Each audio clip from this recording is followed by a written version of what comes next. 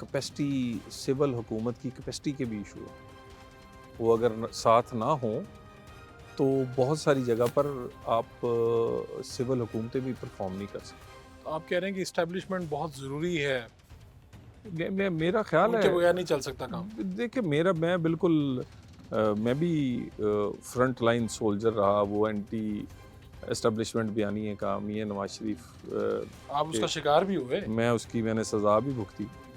लेकिन मैं ये समझता हूँ कि जैसे जैसे आपका एक्सपीरियंस होता है, जैसे जैसे आप आगे बढ़ते हैं सियासत में, मेरा ख्याल है कि उनके पास बहुत सारी, उनकी कैपेसिटी बहुत है, उनके पास बहुत सारा कुछ, वो अगर हुकूमतों के साथ खड़े हों तो हुकूमतें बहुत बेहतर परफॉर्म कर सकती हैं।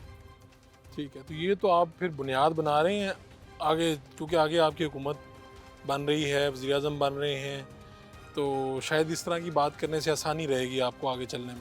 नहीं, मैं ऐसी बात, ये हकीकत है। आप कह रहे हैं हकीकत मुझे बाद में पता चली है। नहीं, मैं कह रहा हूँ ना कि भी आहिस्ता आहिस्ता आपका एक्सपीरियंस होता है, और हमारी अदारों से हम नहीं टकराए थे, अदारे हमसे टकराए थे। और जब अदारों ने टकराना छोड़ दिया है तो हम तो उसी तरह हम 90s में भी उनके साथ लेके चलते रहे। बल्कि इवन ये 2013 की हुकूमत में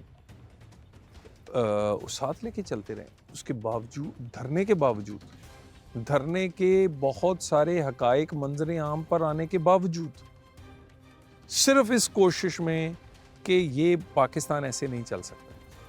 हमारे पास सादा अक्सरियत नहीं, अच्छी वाली अक्सरियत थी उस वक़्त। अभी ये जो सीटें हमारे पास आई हैं, आपके पास, नून लीग के पास, और इस वक्त इंडिपेंडेंट सबसे आगे हैं, पीपल्स पार्टी और नून लीग के पास है, दोनों मिल के गवर्नमेंट बना सकते हैं। आपको नहीं लग रहा कि आप लोगों के साथ हाथ किया जा रहा है? आसिफ जरदारी साहब हुकूमत आपको कह रहे हैं जी वोट आपको देंगे, और दूसरी तरफ गेम ये है कि पाकिस्तान तहरीक इंसाफ के साथ वो राब्ते शुरू हो गए। ये आप इतने बेखबर कैसे हैं? देखिए, मेरी एक तो हम एक ज़िम्मेदार पार्टी हैं। हम वो आइडियल हालात और अच्छे ख्वाब मेरी पार्टी के भी थे, हमारे भी हैं, कि सादा अक्सरियत होती, 2/3 अक्सरियत होती, हम ये करते। हम हकीकत इस वक्त ये है कि स्प्लिट मैंडेट है, हंग पार्लियामेंट है, और उसके अंदर, इसी पार्लियामेंट के अंदर जो लोग हैं उनसे बात करना पड़ेगी। आप पीपल्स पार्टी के साथ हमारा बहुत सारे इख्तलाफात हैं, उनकी परफॉर्मेंस से लेकर उनके बहुत सारी और चीज़ों तक, लेकिन कदरे मेच्योर पार्टियों से ही बात होगी ना। अब आज आप देख लें, सिर्फ मेरा मतलब ये जो पिछले चंद दिन, जो जेल से निकलता है दोपहर को वो कुछ अनाउंस करता है, जो जेल से शाम को निकलता है वो कुछ और कह देता है। सुबह वाला कहता है पीपल्स पार्टी से बात होगी, मिल के जिद्दोजहद करेंगे, शाम वाला कहता है नहीं नहीं नहीं, खान साहब कहते हैं इनसे हम इनको हाथ भी नहीं मिलाएंगे।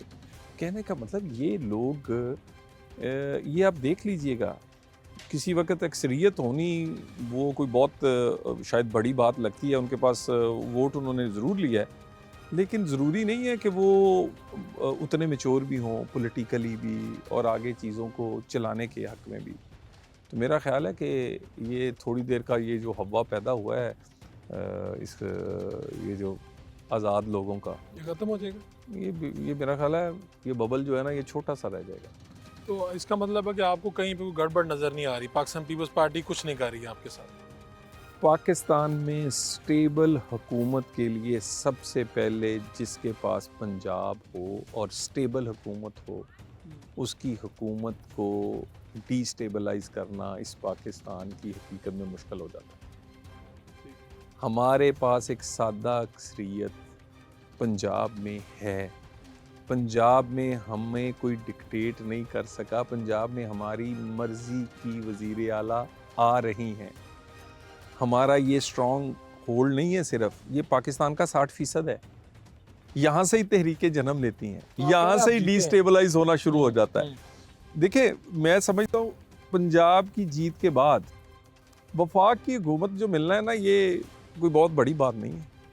ठीक है, वो मौलाना थे आपके पीडीएम के सरबराह थे, वो कह रहे हैं नवाज शरीफ लाडला है, एस्टेब्लिशमेंट के हाथों आप जीत रहे हैं, और ये अब वो कहना शुरू कर दें जो आपकी तहरीक को लेके चल रहे थे, तो इसमें कुछ सच्चाई तो होगी फिर।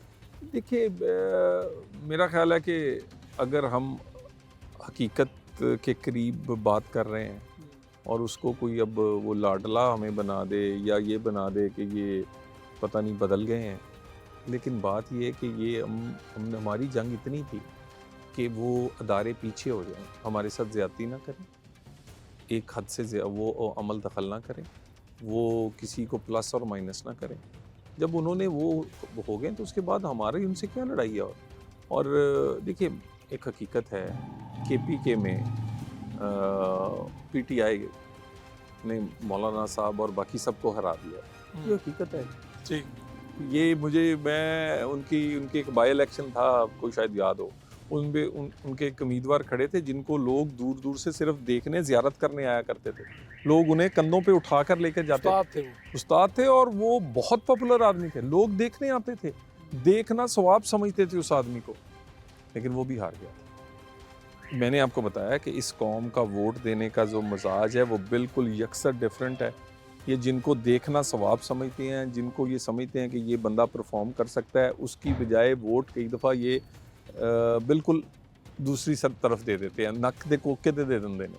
आपको इसका मतलब है ये नकदा कोका आपको भारी पड़ गया, आप आपके सारे बयानियां उलट दी हैं इसने। देखिए ये देखिए ना, मैं अगर यहाँ किसी गांव में इस गली मोहल्ले में आता हूँ, मैं इनके मसाइल की बात करूँगा कि आपको स्कूल चाहिए, हम बना के देंगे, आपको सड़क हमने बना के दी, आपका पार्क बना था, आपका फलां काम किया था।